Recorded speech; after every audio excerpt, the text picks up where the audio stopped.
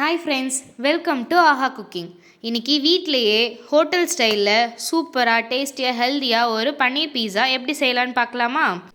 இதில் இப்போ நான் மைதா எடுத்திருக்கேன். உங்களுக்கு தேவைன்னா கோதுமை மாவு, ராகி மாவு எது வேணால் நீங்கள் எடுத்துக்கலாம். இப்போது நான் 2 கப் மைதா எடுத்திருக்கேன். அது கூட 1 ஸ்பூன் சர்க்கரை, 1 ஸ்பூன் உப்பு, 1 ஸ்பூன் ஈஸ்ட்டு, 1 ஸ்பூன் வெண்ணெய் இதெல்லாம் போட்டு கொஞ்சம் வெதுவெதுப்பான தண்ணி போட்டு சப்பாத்தி மாவு பதத்துக்கு நல்லா பிசைஞ்சிக்கோங்க.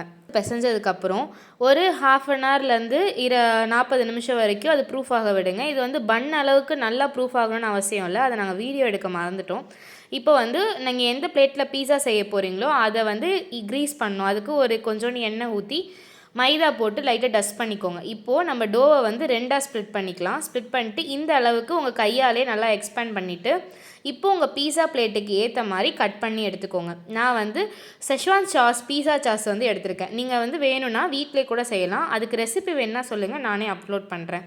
இப்போது கீழே லைட்டாக ஒரு பேஸ் சீஸ் போட்டுக்கோங்க. அது கூட நான் ஆனியனும் பன்னீரும் எடுத்திருக்கேன். பன்னீரை குட்டி குட்டி க்யூப்ஸாக கட் பண்ணி அதில் கொஞ்சமாக மிளகாய்த்தூள், சிக்கன் மசாலா, அப்புறம் பெப்பர் போட்டு லைட்டாக ஒரு ஸ்டிர் ஃப்ரை பண்ணி எடுத்திருக்கேன். அதுவும் போட்டு நல்லா அசம்பிள் பண்ணிவிட்டு மேலே உங்களுக்கு தேவையான அளவுக்கு சீஸ் போட்டுக்கோங்க. எனக்கு சீஸ் புல் வேணுன்றதுக்காக கொஞ்சம் நான் ஜாஸ்தியாகவே போட்டிருக்கேன்.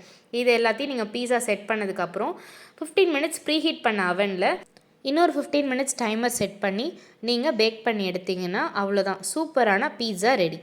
இதை நீங்கள் அப்படியே சில்லி ஃப்ளேக்ஸ் போட்டு கட் பண்ணி சாப்பிட்டா சூப்பராக இருக்கும். இது ரெஸ்டாரண்ட் ஸ்டைல்லே இருக்கும். இந்த பீஸாவை இன்னும் ஹெல்த்தியாக கோதுமை மாவுலேயும் ராகி மாவுலேயும் வேணும்னா கமெண்ட்ஸில் சொல்லுங்கள். நான் அடுத்தடுத்த வீடியோவில் அப்லோட் பண்ணுறேன்.